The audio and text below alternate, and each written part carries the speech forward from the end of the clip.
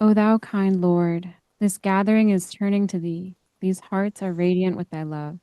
These minds and spirits are exhilarated by the message of thy glad tidings. O God, let this American democracy become glorious in spiritual degrees, even as it has aspired to material degrees, and render this just government victorious. Confirm this revered nation to upraise the standard of the oneness of humanity, to promulgate the most great peace, to become thereby most glorious and praiseworthy among all the nations of the world. O God, this American nation is worthy of thy favors and is deserving of thy mercy. Make it precious and near to thee through thy bounty and bestowal.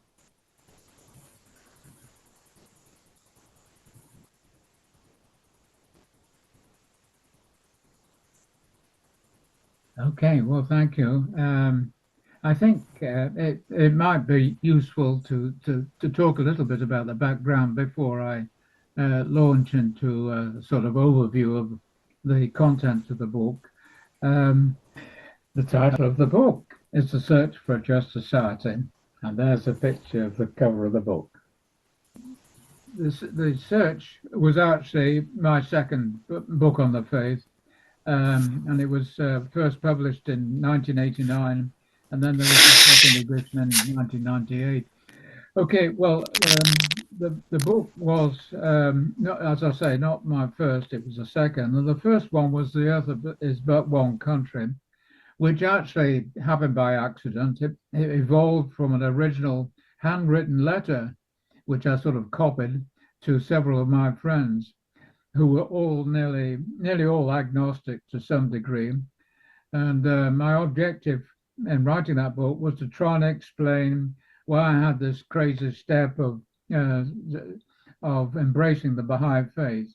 And I should say that I was an agnostic myself at that time. The reason I felt the need to write is that all the existing introductions to the book, many of which I loved, but they all seem to assume a belief in God by the reader, and that didn't fit with my friends.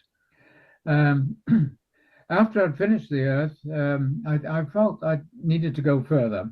Um, I wanted to specifically relate the faith to global history. And there's a couple of reasons for that. The first was I had read quite a few books on global history over time, starting with the H.G. Wells book. I think he was one of the first to write such a book, looking at the whole world. And that came out in 1920. And of course, since then, there have been quite a few. But I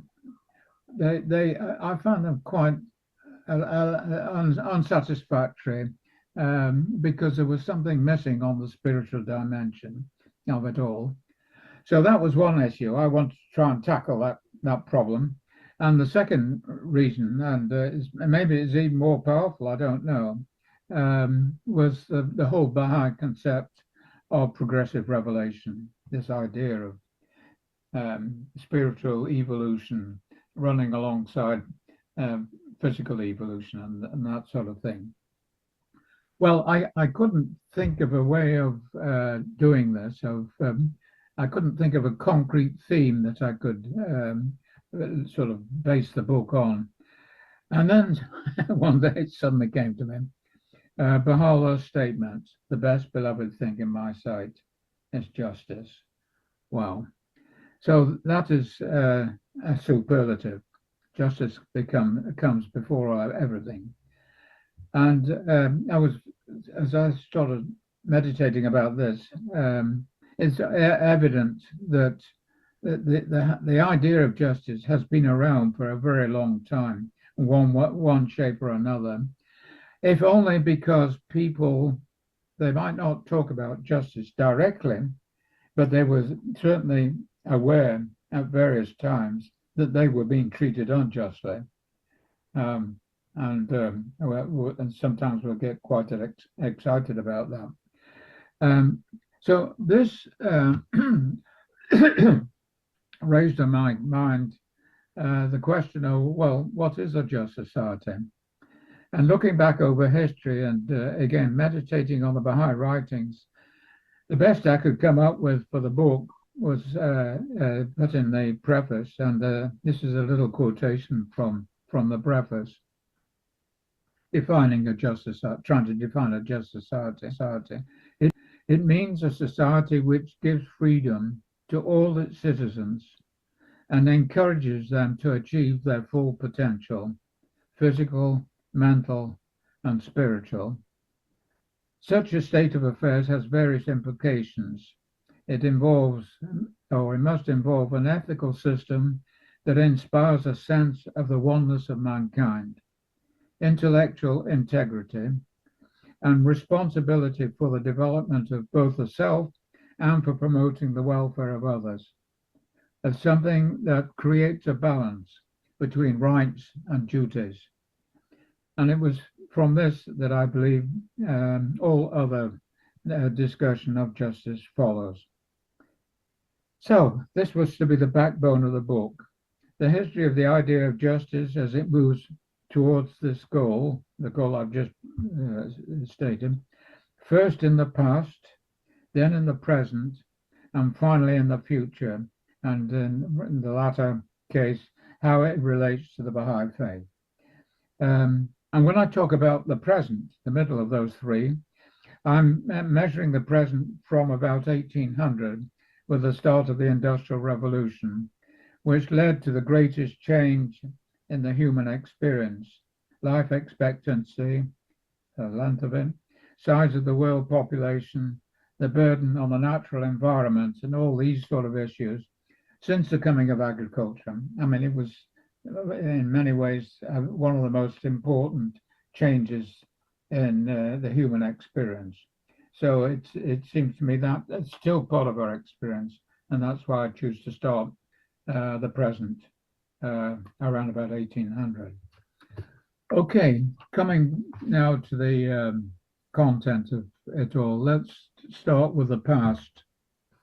There were sort of three ideas I wanted to hang my thoughts on. The first was the ancient empires, which brought comparative peace, which is vital for a justice society. It's a major part of justice, in a way, peace, to large areas for long periods of time. The most famous being Pax Romana, the one we're mostly familiar with in the West. In addition, each empire contributed something special relevant to a just society.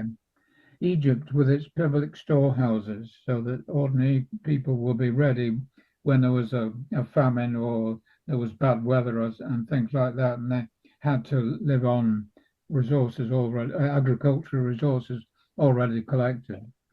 Mesopotamia, with its codification of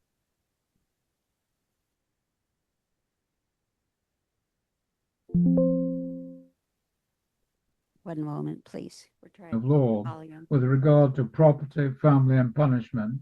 And this, very important, made public on various pillars scattered throughout the Mesopotamian empire, so that people could actually see what justice was and what crime and punishment was in a sense in advance, which again is an important part of justice, knowing what is expected of you.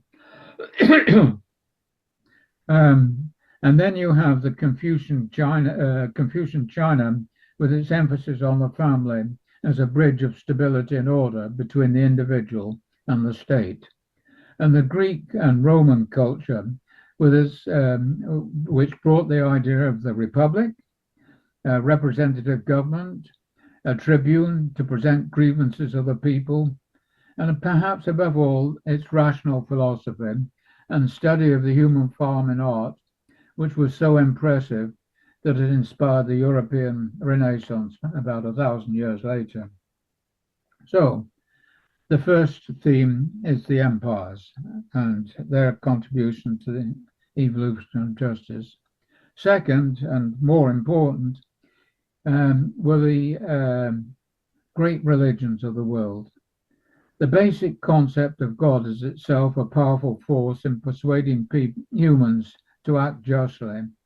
In addition, as as is well known today, Judaism, with its story of Adam and Eve, and going on to Moses and the Ten Commandments, and the replacement of unlimited revenge with a just concept of an eye for an eye. The prophets began at the Jewish prophets began a long tradition in religious history of sitting in judgment on the actions of government. This is an important role of religion. I think it's been recognized for 2,000 or 3,000 years now. Zoroastrianism became a part of the justice theme, known for its truthfulness, honesty, and cleanliness.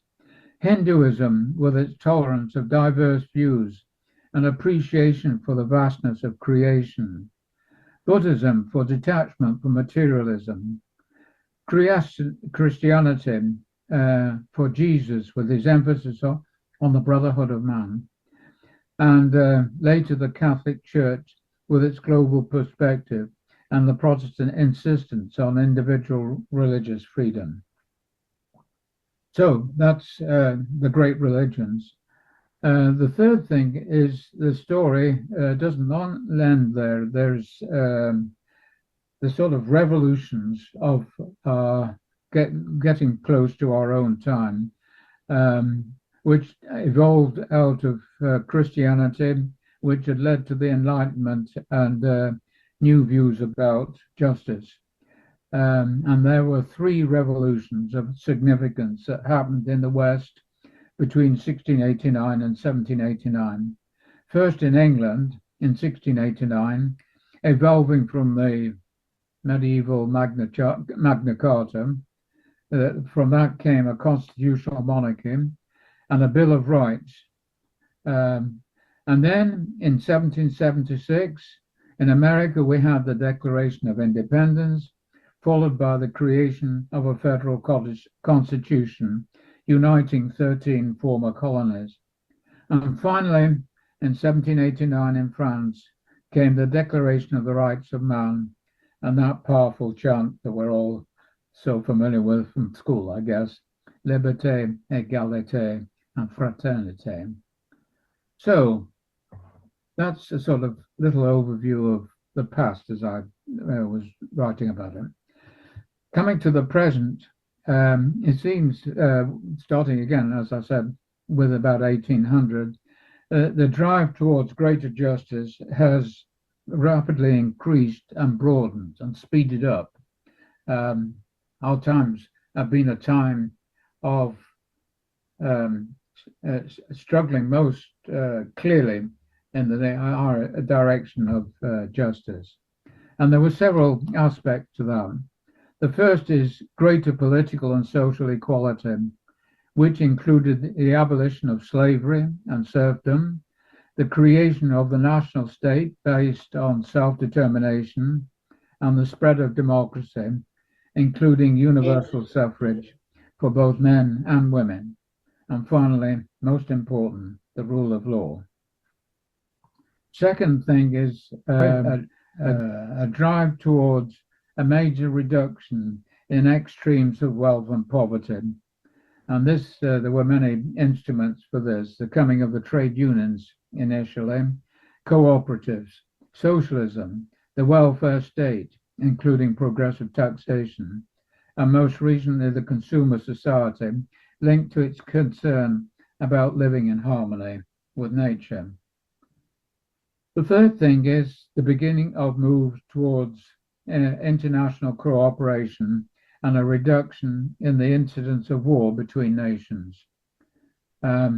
These moves started, I guess, with the Congress system after the Napoleonic Wars in Europe, the League of Nations after the First World War, and the United Nations after the Second World War, when the latter bringing with it a universal declaration of human rights. These were very important and powerful things, and I think sometimes we tend to underestimate them until we put them in historical perspective.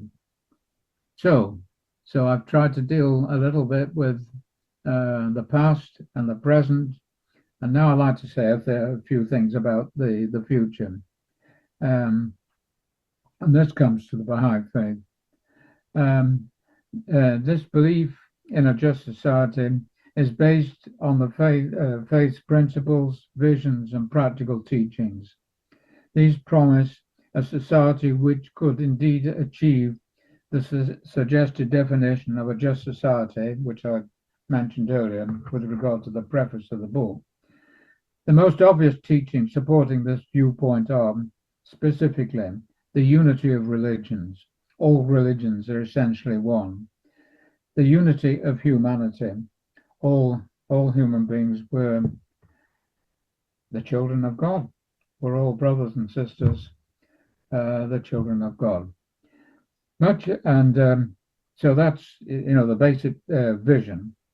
Much has been achieved by the Baha'i community in the last 200 years towards moving in that direction. Today, there are Baha'is in just about every country in the world. We started off as a small group in Iran, and now, less than 200 years on, we're in every country in the world. There are Baha'is in every country of the world. And not only that, they're organized.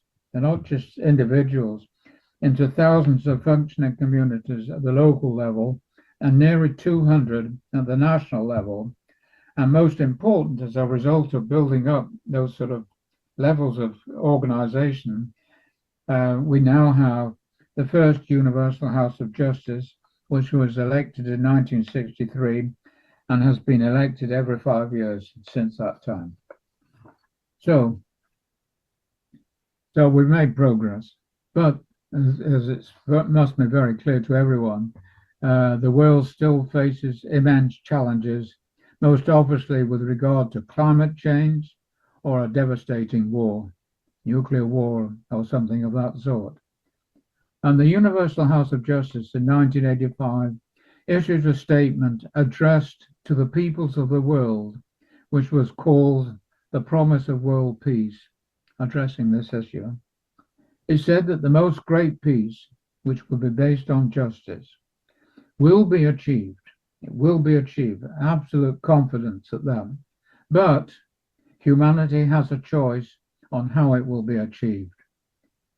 The first choice is, and I'm quoting here, after unimaginable horrors precipitated by humanity's stubborn clinging to old patterns of behavior. These words need to be thought about. The second alternative is an act of consultative will. We decide that we will have peace and justice collectively, rationally. In other words, there is hope, a vital factor in attracting people not only to the faith in a world where hope seems to be increasingly in short supply, but also in motivating action towards achieving peace. If we have no hope, what's the point? So hope is tremendously important, and that is what is given to us very clearly by the promise of world peace. And the Baha'i faith is not just about words. It's not just about vision and that sort of thing. It's about practical issues. And the Baha'i community has set itself the vital task of working for the second option, the act of consultative will, achievement of world peace. First, by cooperating with others working for peace and justice. We work with everyone who has passion in that direction. And secondly, running parallel with that, an alternative world model operating according to the principles of consultation. Consultation is very different from debate, which is how we conduct our affairs in democracy. With regard to the latter action, the Universal House of Justice has said, and this is a quote, if the Baha'i experience in running its own affairs can contribute in whatever measure to reinforcing hope in the unity of the human race, we are happy to offer it as a model for study. And that has been done several times as I'm aware of, which I could talk about at another time. And finally, before ending up on that, I thought we're acting collectively. I would like to say a couple of things about ourselves as individuals, what we can do as individuals. Um, and these are two thoughts that I have. The first, when talking with our friends, our neighbors, our family, ask, raise questions about their views on what is going on in their own lives and in public affairs, and get them to talk about justice. And then, taking it a step further, are they seeing justice? Do they see injustice? And when they start talking about them, well, what do you mean by justice? And get people thinking about, well, how big is this issue? How many things it covers? And most important, we have to listen. This is the whole point about questions. You have to listen to what is said and gear your response to facilitate clear communication. You know, there are two major issues when trying to communicate: listening and talking after listening. The second thing I would like to suggest we can do as individuals, that we should periodically ask ourselves if we are conducting our relations with others according to the principles of Baha'i consultation, and ask our assemblies to do the same. And this again comes to that quote from the House of Justice. We all know that switching from old world habits is a difficult thing to do and requires conscious effort. Conscious effort. So I think I've been talking a bit too long, and I think I'll bring it to a close there. Thank you so much. We'd like to have John Huddleston to come right up front, and we can talk with him a little bit. Well, I must say, and I feel there were important things that were missed out. And one of them, I feel obliged to mention, and then I'll shut up, is economics. The whole idea of Baha'i economics. It's not something we talk about too much because it's, I suppose, not too relevant at this time in precise terms. But nevertheless, it is a subject that's worth talking about because there are very definite Baha'i teachings on economics, which contribute very much to this whole idea of justice, a just society. Hi, Mr. Huddleston. Thanks for your talk. I learned a lot, and I just was really interested if there were any places within the Baha'i faith that you feel like could do with a revisit in terms of providing a more just society inside of the Baha'i faith. I know most of your talk was concerned with history and the way that the Baha'i faith can impact the world. But I was just curious, if it has to do with representation of women at the highest level, or if there was anything else that you considered inside of the Baha'i faith in terms of justice. The whole issue is learning to consult. This is a very powerful weapon. No, that's not the right word. Tool, device for bringing justice within a community. Because when you listening to one another is most important. And being able to detach yourself from your own ideas, a very difficult thing to do. We get married to our own ideas, and when someone says something else, you're immediately defensive. Most of us are defensive and say, well, there are faults in that, and it's not as good as my idea. And the whole process of consultation, one dimension of it is being able to listen and to judge objectively that someone else may be saying something that's better than your idea. And then when that happens, you have an obligation as a Baha'i to support that idea of someone coming from someone else and adopt it as your own. It's ours. Once it's on the table, it belongs to us, the community. And so that, I think that's, a very important part of them. But, there are places in the world, and I've traveled a bit in India, which has, I think, the biggest Baha'i population now in the world. They are getting to the point where they're having to do things about economic justice, within the community. So, we are evolving at different speeds around the world and learning from one another in that process. I'm not sure whether this is a good answer to your question, but if you want to pursue it further, please do. Yeah. I, first of all, want to say I love your book. I have a copy that you gave me actually, and I've read it, and it's wonderful. It's been a while though, and I was wondering if, in light of the speech here and also in the context of that book, could you say more about the spiritual dimension when looking at this vision for the globe and kind of placing or thinking about justice in a global sense, with respect to the history that you alluded to? There was a point in the book where you explained the intention behind like the League of Nations and the United Nations, was to create something to this end for the world. So what does the Baha'i faith have to offer? Or I guess, can you speak to the spiritual layer and what that has to offer the world that maybe some of the solutions that we've explored, is lacking?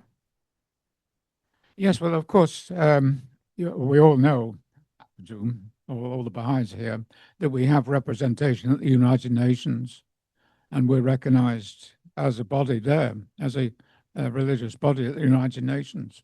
And, they're active. The most immediate thing, of course, is drawing the world's attention to the persecution of the Baha'is in Iran. That's a sort of immediate ongoing thing it's just been a statement just being made recently on that subject. But also on a broader front, they periodically make proposals, sometimes in cooperation with other groups, for strengthening the United Nations.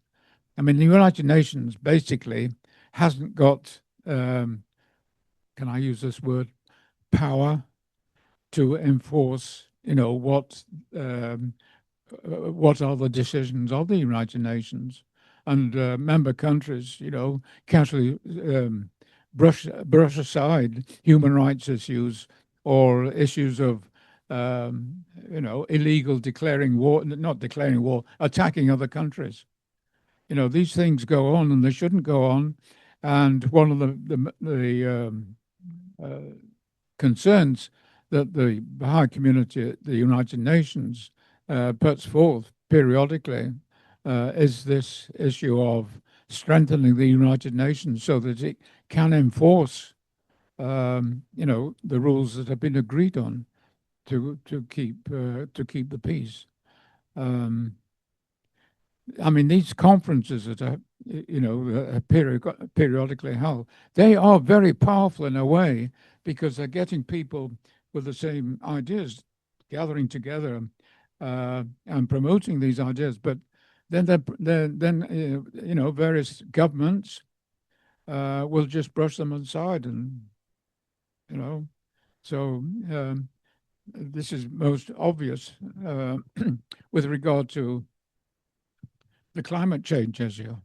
I mean, the irresponsible way that some governments are behaving on this is just astounding, and we need to improve the United Nations so it can deal with that issue. I've said enough, I think. Is that an answer to your question, or it's partial anyway, I hope? Thank you. Thank you. Yeah, I had participating in a course from the Wilmette Institute on evolution of the world government. And we had a discussion recently, yesterday at noon, sort of on Zoom, because people participating in the class are all over the country, all over the world. And a person came up with an example of applying the Baha'i teachings and the Baha'i principles within the Baha'i faith. And they studied one of the Ruhi books on consultation. And as a result of that, they realized that the quality of consultation within the community was at a fairly low level. It wasn't very rich, wasn't very diverse, it wasn't really very open. And so this group of Baha'is basically went to the local spiritual assembly and had some meetings and so on, and is working to address this issue. And it's an issue that I think every Baha'i community has, because there are these principles, whether it's consultation or justice, that's one thing, and it's sort of in the abstract, but then you have the application of these things. And this requires work and practice and effort and the willingness to tolerate ambiguity for periods of time as a community struggles with these things and tries to develop these skills. And you're going to make mistakes and you're going to embarrass yourself and all those sorts of things. So what? You just keep working on it. And I think the issue that this group also came up was the question of sovereignty. Yeah. And what is sovereignty, basically? And sovereignty is both the responsibility and the power of the governmental system to take care of the needs of the population of people who live within its borders, its citizens. And basically that's the job of government, is to protect and enhance the lives of all of its citizens in an ideal sense. And we don't have sovereignty at an international level. We have national sovereignty. And at some point, that's the transition. It's not just sort of tweaking the United Nations. It's a whole different animal with actual legislative bodies and the ability to enact laws and then the power to enforce those laws. So that was it's a very useful course. I hit them on the head again. One of them, of course, is a definition of Baha'i consultation, and a major part of that is that it doesn't end in words. It involves agreeing on a decision and carrying out that decision and auditing that decision and making sure that if it's going off the rails, then it's corrected and it's actually carried through to the conclusion of what was decided.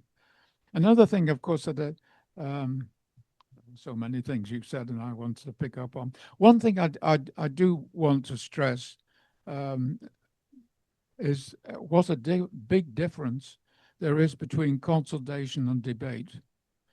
Debate is the instrument of democracy, basically, but it's a process which is about conflict, and it's about winning and losing, as we're reminded by a certain person frequently. Whereas consultation is about cooperation. And that is a totally different spirit. And this is an interesting issue because there are questions that come, at least to my mind, about the transition from one to the other. First of all, we have to be careful, it seems to me, as Baha'is, not to run down debate too much, because after all, it is an improvement to what went before. Basically, orders been given by someone who's achieved power, to push his ideas and interests, or hers.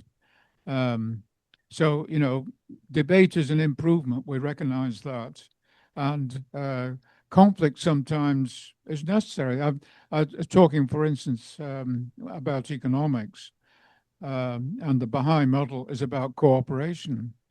Yet you have to recognize when talking about history that probably the first major improvement in reducing extremes of wealth and poverty was achieved by trade unions, which came about with the Industrial Revolution. It was physically possible to do it.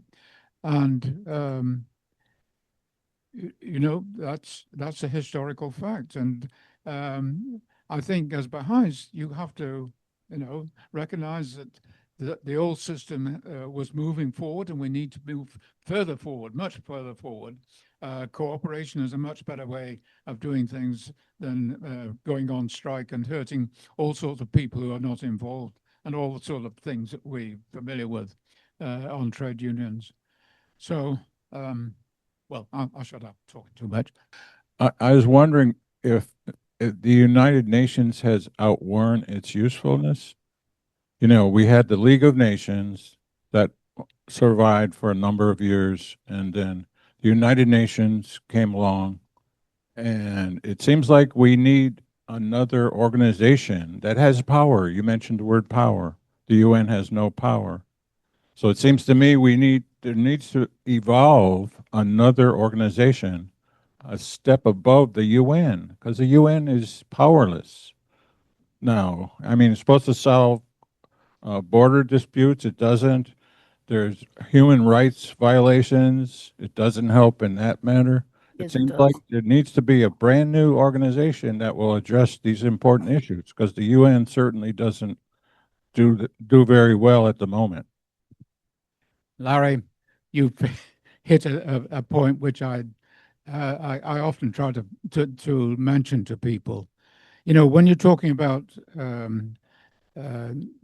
world government and this sort of issue, you've got two choices of model. One is a model which is universal. You include everyone, which includes the bad guys as well as the good guys. And that presents problems, as we know. The other model is to have all the good guys ganging together and trying to, run the world or push it in a certain direction of particularly peace and protection of the environment and those sort of issues. And we do have such models right now. And, there's a possibility of those expanding. For instance, the democratic countries of the world could unite, and beginning to. I mean, the beginning of it was Europe, and the coming of the European Union, NATO. I hate to get into things which are verging on, politics. Party politics, I should say. But NATO is actually a group of countries devoted to the defense of democracy, and there are certain qualifications for joining it, just as there are for joining the EU. Countries can't come in unless they abide by certain standards. Now, that's NATO has the possibility of joining up with democratic countries all around the world. For instance, Japan, India, Brazil, to take from different continents. And this would be a sort of pressure on the United Nations, which is a universal mostly. They have expelled countries once or twice, but basically it's a universal organization. So you've got these two models, which are part of the process of the lesser peace. We know, of course, that the thing is evolving eventually into a much superior model, universal model, in the most great peace. But that's subject for another time. Thank you so much for the talk, and I'm gonna speak slowly. English is my second language, so I hope it comes through clearly. I'm going to have Living in a capitalist economy, obviously it's a struggle for many of the Baha'i friends because of the bad practices in this type of economy.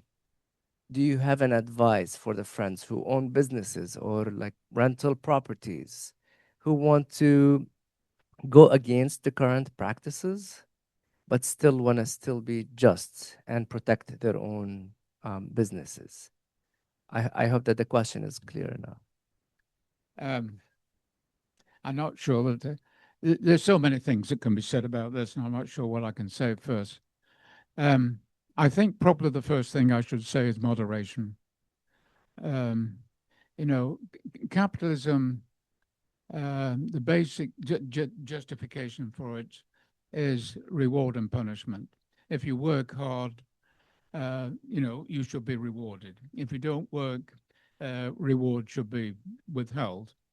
But then there are extremes that come into this. Then there's a question of honesty and truthfulness and these Zoroastrian ideas, which let me put in a plug here for Zoroastrianism because my wife's family came from that background before they were Baha'is.